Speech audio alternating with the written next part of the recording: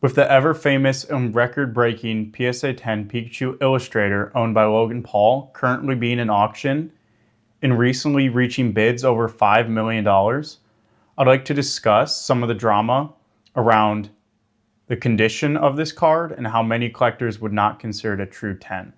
I'd also like to introduce another character in this story, which is the other Gem Mint copy that many people don't know about or don't talk about. There is another Gem Mint copy that was graded with tag grading that many may consider to be in even better condition than the PSA 10.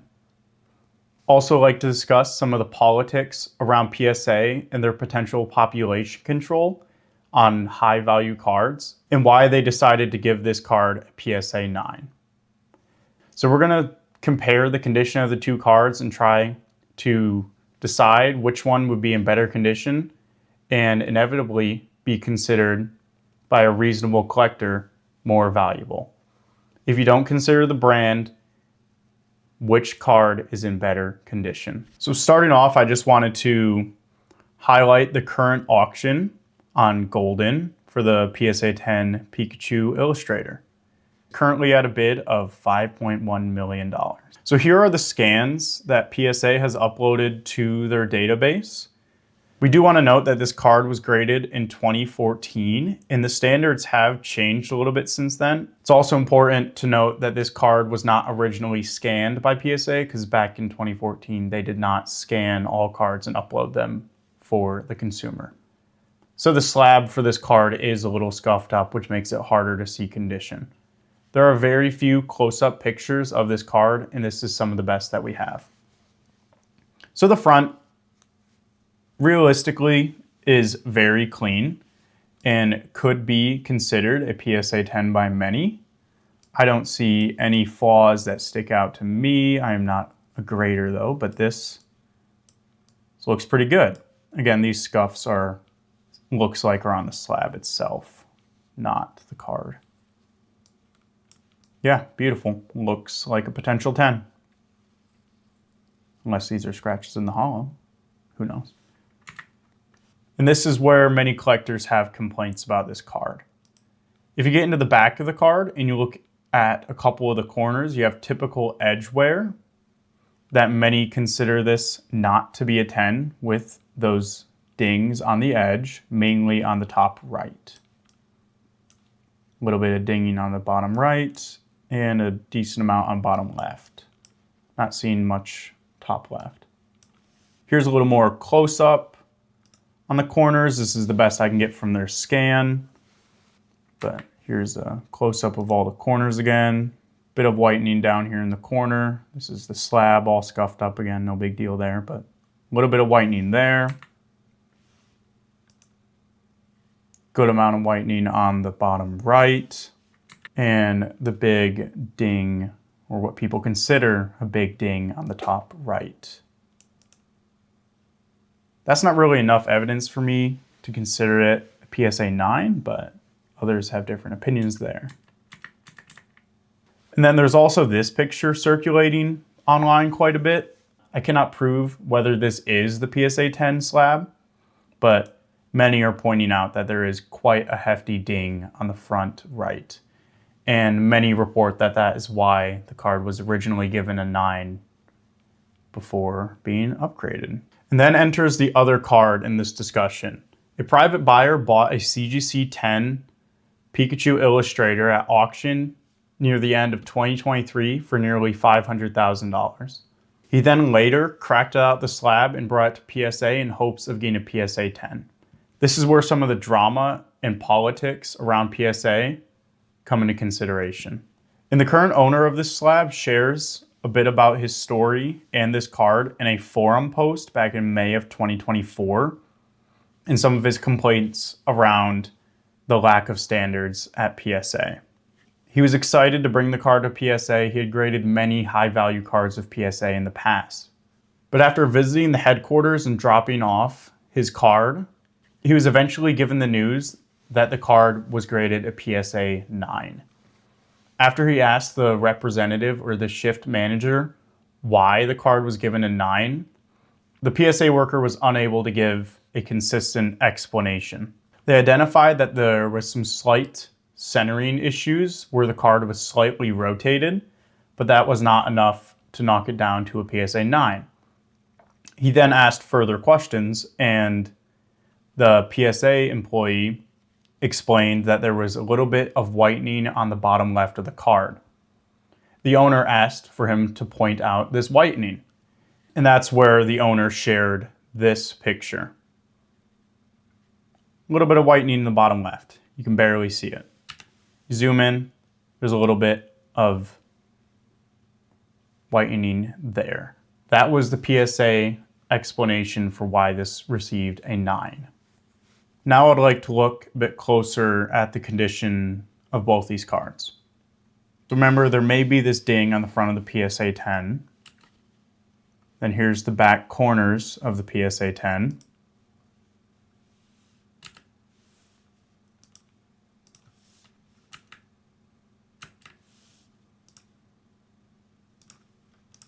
And then the tag 10. Beautiful. Beautiful. A little bit of whitening.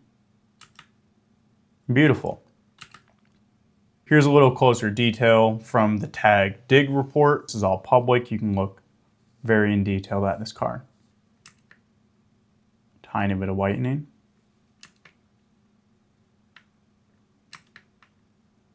They gave this one the worst score for fraying and whitening. Here's a little bit of the top edge and the bottom edge, and the card overall. Then we're going to go back to, here are the corners for tag again.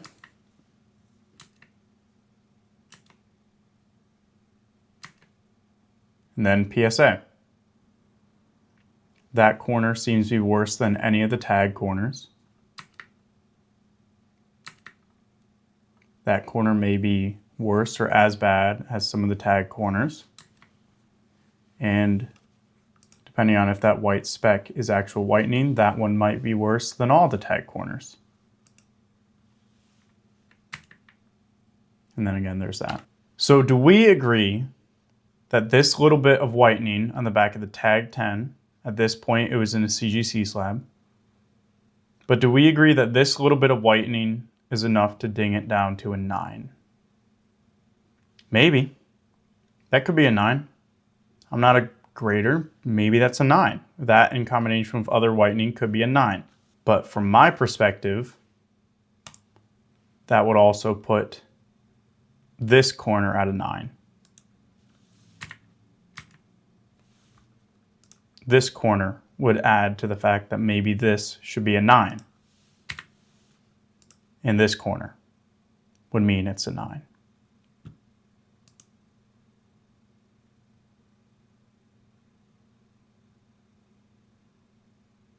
I'm not saying the tag 10 should have gotten a PSA 10, but it's very clear to me that if you compare these two cards, they're in very similar condition. My opinion is that the tag 10 version of this card looks slightly better than Logan Paul's PSA 10.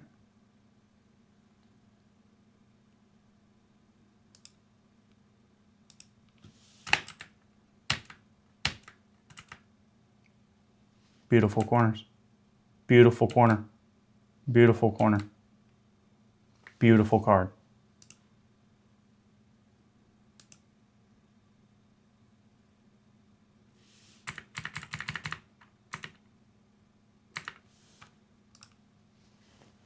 That's a pretty bad ding. And if that's truly on it, that is awful.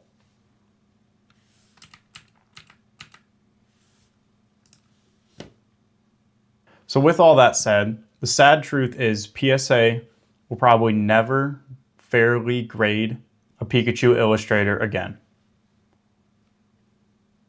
This is the only PSA 10. All right, now looking at condition even closer, we're gonna have some comparisons of side-by-sides of the back of the card, because that's where most of the damage has been identified for these two cards. All right, I gotta move my face out the way. Boom, gone. Okay, so here's an overview. Both cards. Again, PSA slab is a bit scratched because they took these scans later in the slab's life. But, I mean, yeah, top right looks worse on PSA. Top left on both look great, but that's also because it's a white part of the card. Who knows, there could be some whitening there. Bottom left, very similar.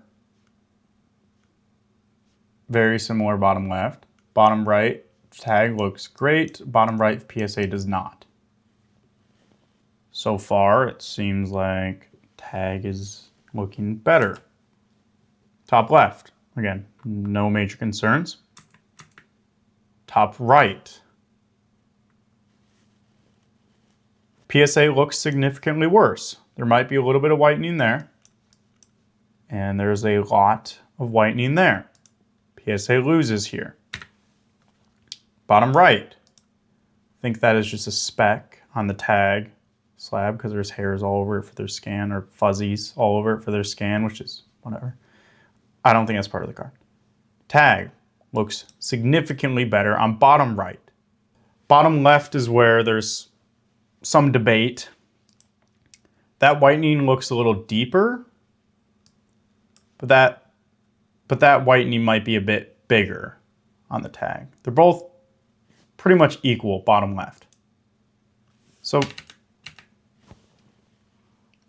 pretty much equal, but tag is slightly nicer. Should the tag 10 have gotten a PSA 10? If you compare it directly to the other one, yes, absolutely. Should have got a PSA 10. But PSA decided to give the most ridiculous explanation to the guy who got him graded. The PSA worker maybe was flustered. This guy is not trying to call out the PSA worker. Maybe it wasn't his job to necessarily explain the standards, but he said to the guy, after he asked, he said, hey, is that white ding is the whole reason it got a 9? The guy goes, yeah, that's what the grader said. And then he said to the owner, well, you got to consider it's the Illustrator.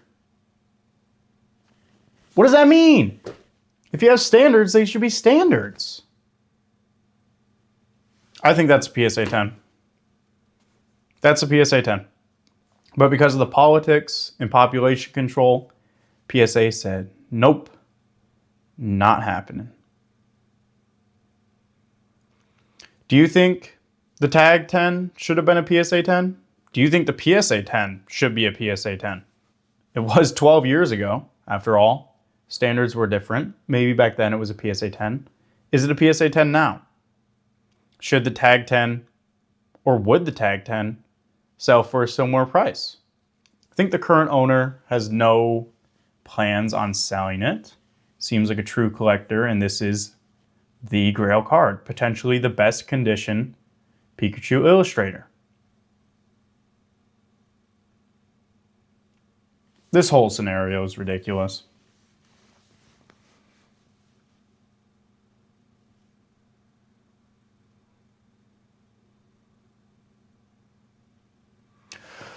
So in closing, grading's dumb. I have a bunch of graded slabs. I like holding graded slabs. I like my personal collection in slabs. But I don't care about the grade. I'm working on master setting every single Umbreon ever made. It's expensive. That's what I'm doing. I'm trying to decide who to grade them with. I don't care too much about grade. I have some PSA 4s up to PSA 10s. I just want one of each. Maybe someday I'll go for all 10s, but it's not a concern.